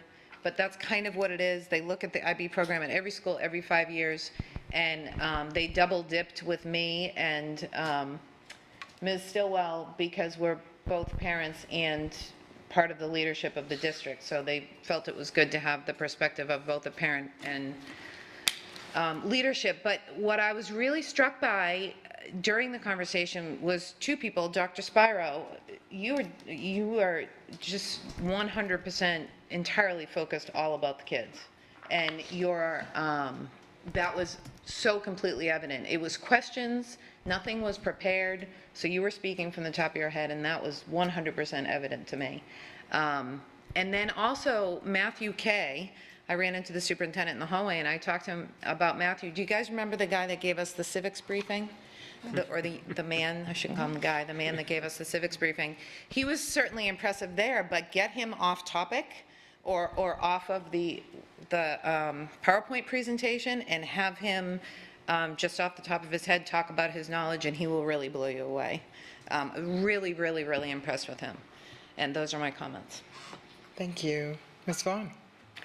Okay, I have a couple things. I wanted to mention that last night I and my colleagues were at the Haitian American Community Coalition Gala, and the purpose of the gala for the past 4 years is to raise money for scholarships for Haitian heritage students graduating from Lee County schools.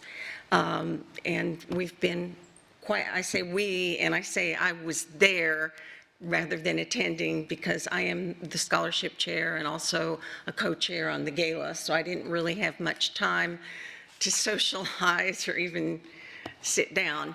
But one of the things I wanted to point out is, and this is the reason that about 4 years ago I got involved with the Haitian American group, is want to remind everyone that the Haitian American group, and I say group, I mean the residents in Lee County and throughout Florida are a largely unrecognized group. And many of our students speak only Creole, Haitian Creole, when they come to Lee County. And one of the things that has impressed me over the years is, for instance, last year we had a recipient who came to this country when he was in middle school and wound up graduating at the very top of his class at Island Coast. So we always try to include students in what we do. We were honored to have 5 cadets present the colors last night, and they were from South Fort Myers High School, and so we were pleased to have them participate, and also several of the students that were acts in were just wonderful, especially, I'm sure you guys remember the 10-year-old who was so awesome. And what was it, Fort Myers Middle? He was at one of the arts middle schools, I think, or elementary schools. Anyway, hopefully in future years, not just for our group, but all the other diverse groups in Lee County that have these kinds of things, that you can come out and see some of our kids perform and some of the things that the different groups do. Now, on a more serious note, I do have a motion that I would like to present tonight, and I did send it about a day and a half ago out to the board and Dr. Atkins. And so this is what I'm going to do next. I'll read my exact motion in a couple minutes, but I wanted to tell you that this has to do with standardizing our process of admitting individuals into our assistant principal and principal pools. And I want to preface my next remarks, where I give examples, with this is not, what I'm about to say is not at all about individuals, but it is about, to me, the process that fails some individuals. And these are examples only, no reflection on the people that have been involved.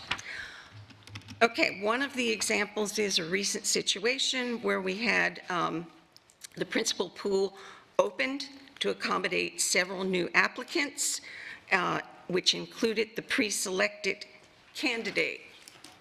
Another example, and it's really recent tonight, where we had the choosing of an assistant principal from the Collier County AP pool, with whom I understand from Dr. Pruitt, we have a reciprocal agreement. Again, no reflection at all on this individual, but this is another reason why I'm bringing this motion forward tonight, because we have a long list of applicants in our Lee County pool, people who have been in the pool for quite a long time, and apparently there was no particular extenuating circumstance that dictated this particular selection. I feel, and we have talked about this as a board before in briefings and workshops, I feel that when we don't have a standard procedure for the opening and closing of the pools, that it really is very discouraging and perhaps even demoralizing to some of the people who have been in the pool for a while. Not that seniority is the basis for selection, not at all. So, here's my motion.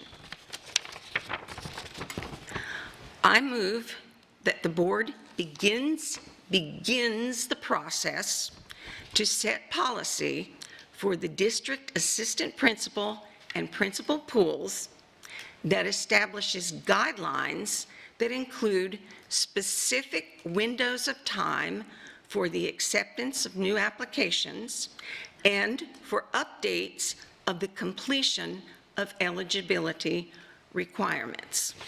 So that's my motion. Do we have a second? I'll second it. Okay, discussion, Ms. Patrica? I think that the root or the subject matter is a good idea. I think that we, as a board, should be exploring this. I think we should be challenging staff to bring forward their processes. I think that was actually scheduled. I think we were scheduled to hear from HR on these processes, but you said the word several times during your intro, which was process. I do believe this is a process. I don't believe that this is appropriate for policy, because I think that if we put specific dates in policy, we paint ourselves in a corner, and when unique situations do come up, it is impossible for us, well, not impossible, but much, much, much more difficult for us to be flexible. So I absolutely entertain the subject. I think it's something we should learn more about. I really hesitate to go the policy route. I also, if I remember correctly, hearing from Dr. Pruitt on this item, or on this issue a couple times, I think she mentioned issues surrounding budgeting and making sure we had enough staff in place to open the pool up and close the pool up at specific times, and perhaps more or less frequently than we are right now. So before I even entertain policy, I'd like to just get a better feel for what the implications could be. And finally, I don't like making a policy decision without all 7 board members present. Those are my comments. Ms. Jordan? Well, I as well believe that it is a process, and I know I've been speaking to people. I forgot something. Go ahead. Did you have a chance to do a listserv request, Attorney Bierman? Yes. To see if other We did a listserv request. At your request, you had asked if there were other school districts that had district policy. We heard back from 4 school districts that said that they did not. Obviously, there are many more districts in the state that we didn't hear from, so we can further research that if that's the board's desire. Well, in saying that, I had reached out to a slew of different board members districts as well, to find out if in fact that they did have a policy, because I do believe that putting something in policy, it's like the word. So I think a process might be better for us to come up with that versus putting a policy. And I would like to wait to see what would happen or what is coming back from the people that I reached out to on that. Madam Chair, at the appropriate time, Member Morgan had sent a statement that she asked to be read into the record. But you can hear from the other members who are here present first, and then I can read hers. Member Thank Morgan's you. statement. Ms. Giovanelli? So I guess the first question is, what is our policy regarding that right now? I don't even, so if there's not one, I mean, so I would be more curious into that. I believe in equity, so I would want to maybe even if, I think we have to talk about it. So I would agree with that, because I think maybe there should be maybe a couple times a year, since the resources are limited, on when the pool is open and when it closes, just like you do your insurance. Like we have that in annual, and that would just be just a quick thought on that. And then it would close, and that would be opportunity. And then you know, because you have a certain time to be certified, and they have to meet all the credentials and so forth. So I think that you have to allow time for that. And so I would be interested in having a conversation a little deeper, and find out for sure how many other 60, since we have 67 counties, are there any one that has a policy? And I would like to see what that is too.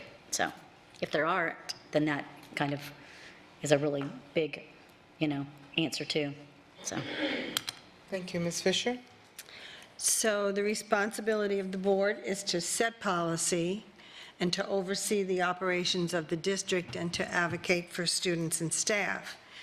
I don't believe that it is our responsibility in that light to be involved in process documents in each one of our departments. That would be prohibitive, in my opinion. Having worked in the district a long time and been in different departments, there are hundreds of process documents, and they're usually a work in progress. They change with the needs, with our growth, and so I really feel that I wouldn't support being involved in a policy, although I'm always happy to review process documents from all the departments. And you're going to read Yes. comments from... You want me to read Member Morgan's comments? Yes, please. Okay. For Member Morgan, although I am unable to participate in the discussion and vote, I'm asking the board attorney to read my comments. Obviously, these are not informed by your discussion, but I felt it important to weigh in on the possibility of creating a new board policy impacting the work of our Human Resources Department and the superintendent's authority to appoint staff. One, I believe a new policy, one that would standardize the time frame for opening and closing principal and AP pools, as well as delineate deadlines that may be necessary to maintain consistency and fairness in the selection and promotion of school leaders is being offered prematurely. Two, the superintendent and chief human resources officer are providing a protocol for exactly this subject. Without experience with the protocol, we're at risk for developing poorly informed policy that can only be changed at a later date by a board supermajority.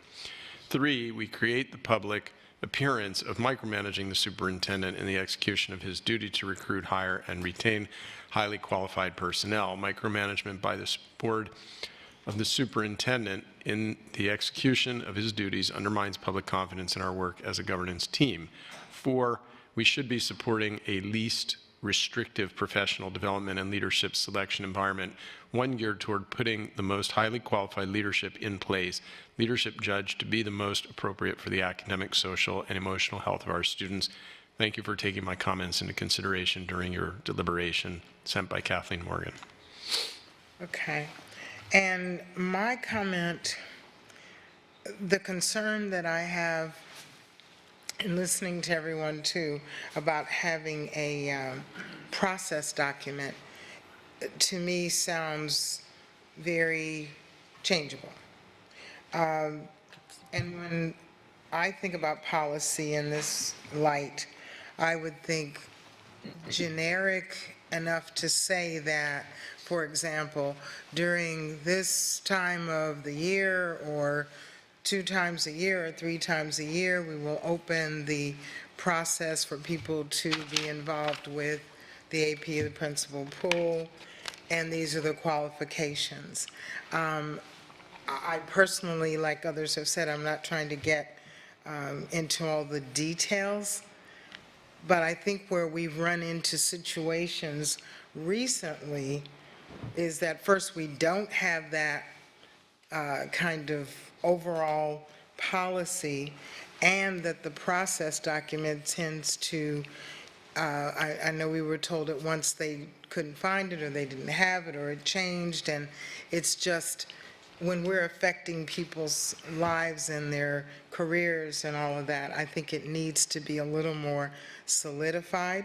Not that we are going to nitpick it, but I think we also need to know that there is a process in place, an overarching process, and then that the policy, let's say, and that the process does exist, and we should be able to see that as well. Superintendent, comments? Just, I think that no one objects at all to the suggestions that have been made here by Board Member Vaughn in terms of a standardization of dates. That's not the issue. I think that it would be best as a governance team if we do have an opportunity to listen to human resources. We do have a standard process for hiring, and I think that it would be important for you to be really well versed in what that process is, and we're preparing to present that to you. I think that, we have to, whenever we're looking for the best talent, we have to have enough flexibility in that process to allow us to recruit talent from other locations, which was the case most recently here. We've just, at least a couple of the appointments that we made this evening do come from outside this particular district, so that is important. But I would suggest that we, do schedule an opportunity for, I think we're actually in the process of doing this already with Dr. Pruitt to come in and talk to you about what our procedures are as it relates to hiring, give you a chance to hear the updated Leadership Talent and Development Manual, which they're working on right now, in terms of just updating that. They've had this for many years, but this particular group has been, I think, pretty progressive in being out in front of most districts in terms of their hiring practices. So I think that it gives you a chance to hear from staff in terms of what they do in the process of selecting AP and principal candidates, and then we would go from there. But that would be my suggestion now, not dive into making policy, but hearing from, what is our current process? And then, and also you providing input in terms of what you like about this process and maybe suggestions of things that you'd like to see in the future, such as providing windows under certain circumstances. And kind of along with what you're saying, maybe even seek some input from those that have been involved, even employees, to find out, what was good about the process, what could we improve on, because they've been through it. Ms. Vaughn, where are we on your proposal? Then are you ready for a vote, or? Yeah, just a couple comments real quickly. Regarding, first of all, I didn't know that there had been a request, I wasn't informed on that there had been a request through a listserv to get this information.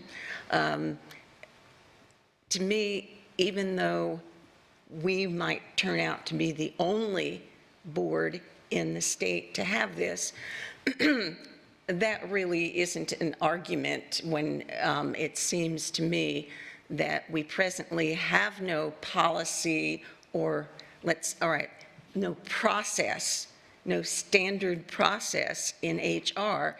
And I do believe that it has caused a lot of people to feel discouraged and a lot of people to feel that the process was unfair, whether that's a just accusation or unjust. If this were standardized, then we could eliminate, it was open special for so-and-so. Okay, that's one thing. Also, I don't see this as micromanaging at all, because we are the governance team and we do set policy. And this, if you listen carefully to my motion, I move that the board begins the process. And my feeling is, if we wait to go through workshop consensus and this and that, things just don't move. I feel like personally, I feel like this is something that we as a board need to consider for the welfare of our people that are entering the assistant principal and principal pools. I certainly am not thinking that this would be a process that we ourselves would do without the input of HR, but also I would say the input of current assistant principals and principals, pro and con, on how this was, and that we come out with something.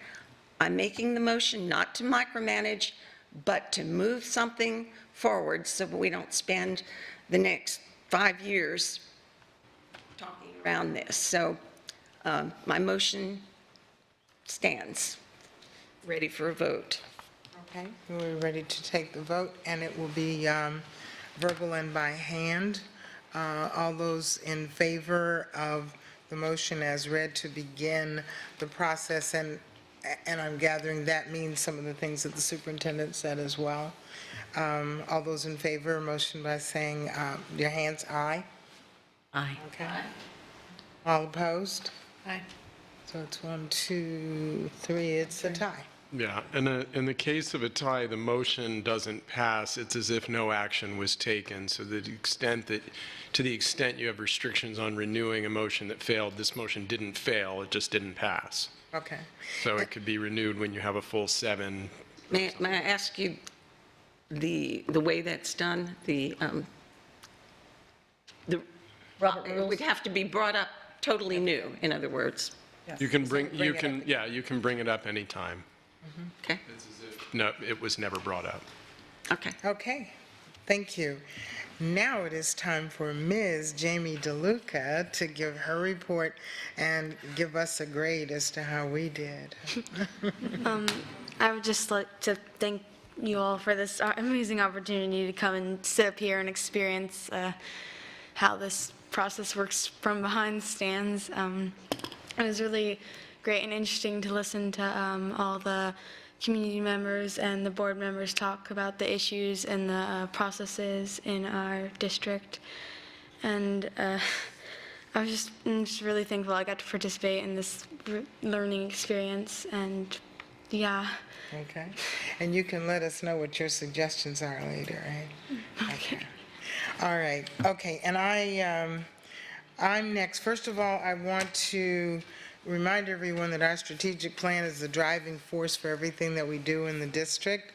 Each of us has a portion of the strategic plan that we work with staff and the community to make sure that that is driven to effectiveness so that we can achieve our goals. I attended the advisory board chair meeting with superintendent this week, and one interesting thing, and I have asked him to bring that up for the rest of us, for the board members as well, because he gave key areas of the strategic plan in 4 points: college and career, academics, pre-K, community engagement, and proximity program. And at one of our workshops or whatever, he can bring up as well the details behind that. And I think that that would be a great way for all of us, as we're going out and about in the community, besides talking about our piece of the strategic plan, is to follow through on these 4 items as well, so we're all kind of talking about the same thing. I went to Youth in Government at Fort Myers Middle. They are preparing a bill to be presented, I believe, at state level, and they're in a contest with other schools to do that. And I'm telling you, those kids are ready to take these seats right quick. And they ask some very good questions. They're very interested in what's going on. They are watching, they are listening, and they are learning.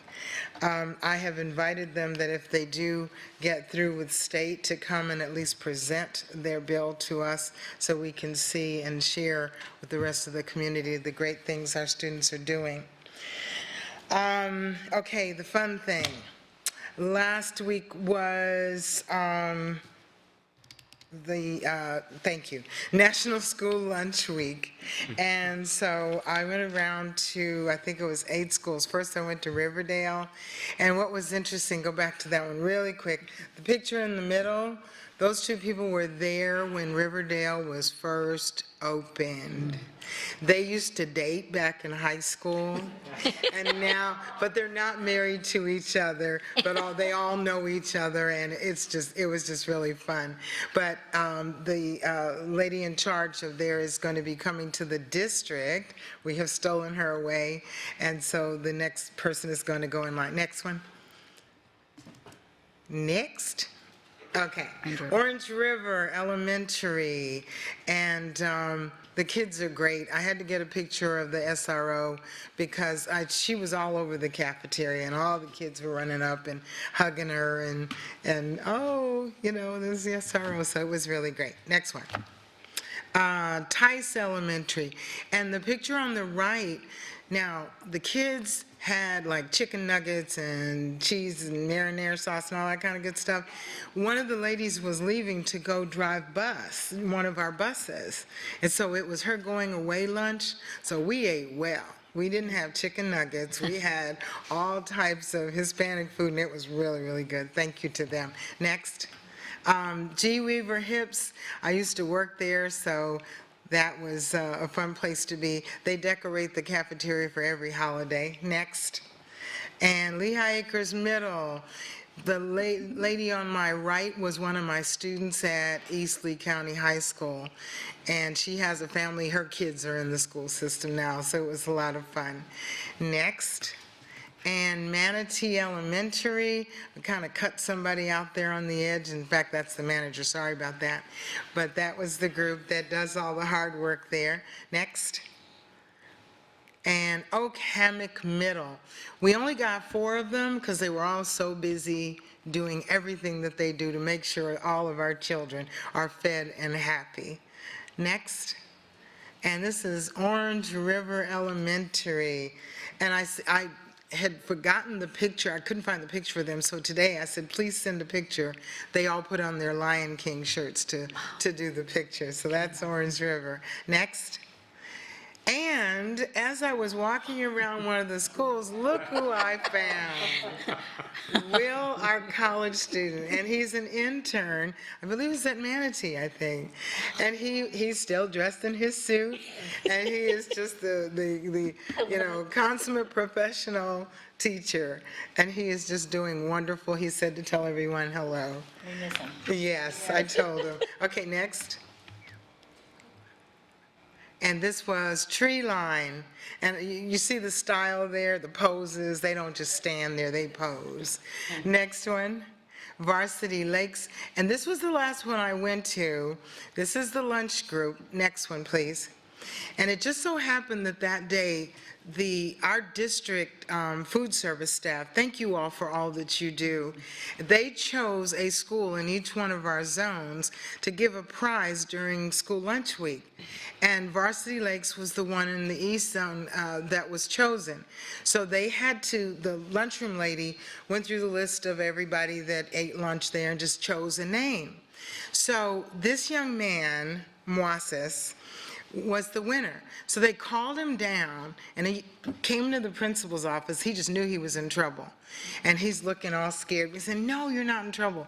So in the picture at the bottom, we said, no, you're the winner of a pair of Beat headphones. Now, guys, these are not cheap, okay? So when she pulled out the first little prize, he goes, oh, thank you. She pulled out the Beats, and that was his face. His mouth didn't close for a while. And he says, now, wait a minute, why did I get this? And so the cafeteria lady said, because you eat with us every day. And his comment was, boy, am I glad I eat. Next one, please. Next one. Hello. Okay, there we go. And to top it all off, even goats eat lunch. So I was at Alva's Fall Festival, and I'm feeding the goats at the Fall Festival, which was really great. And when the schools have their festivals, just go out and support them. I think that's the last, I think that's it. Thank you so much to all the lunch people that serve all of our children. I told you all I'd give you a shout out, and there it was. Thank you. This is why I love what I do. Folks from Gateway, I do hope you understand, and I'm glad that you came, because you get to see what we do. You don't hear it from somebody else, but you see what and how we do what we do for the community and students. Superintendent, you have, the attorney? For me. Okay, Superintendent? Just a couple quick things. One, I wanted to make sure everybody was aware of the second annual Build My Future event out at the Civic Center with the Building Industry Association. Phenomenal event. I know several of you have been in the past. We expect over 700 students that will get to go out there and meet with some of our folks in the skilled trades. And I think this is a great chance for our kids to see the many, many opportunities that are available to them in Lee County. So if you get an opportunity to go out there, I think 10 o'clock to noon is when that event is. So I encourage you to get out there if you possibly can. Want to thank Dr. Santini and Lee Byers and the team for the Design and Dream Gallery Walk that was today. Nice. That was just another, again, amazing event which really showcases the work of our kids. Got to meet some of the students that have artwork in the superintendent's office, so that was kind of neat, get some pictures and everything, so that was a lot of fun, so thank them for that.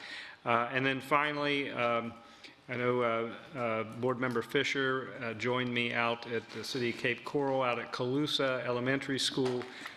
The Cape Coral Police Department has received a STOP grant, which is a grant that's going to really help them with threat assessment, providing ALICE training and other trainings that will train the trainer and allow them to actually, I think, improve a lot of safety and security in our buildings and gets at the human aspect as well, which is very, very important. So I just have to say thank you so much to Chief Newland, who is a tremendous partner, City Manager Zerlag, who is also a tremendous partner, and the Mayor Covello. Yeah, Corvallo, Superintendent Miami-Dade, for those of you who don't know. And then the City Council of Cape Coral, they have been tremendous partners, and so I just want to say congratulations to them and appreciate their continued support. Yeah, they're great. Funny, Dr. Evans, you were confused about names because I saw Goat up there, and I thought she had lunch with Tom Brady. Oh, of course it's football, right? Yes, and can. Okay, on that note, on Thursday, October 31st, there will be a board workshop at 9 a.m. as well as a board briefing at 1. At this point, having no other business come before this body, I'll entertain a motion for adjournment. So moved. Ms. Giovanelli, second by Ms. Fish, Ms. Jordan. Okay? Okay. And please record your vote. And thank you all for coming out tonight, and congratulations to everyone that's still here.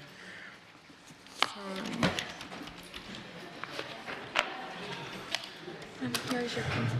Oh, okay.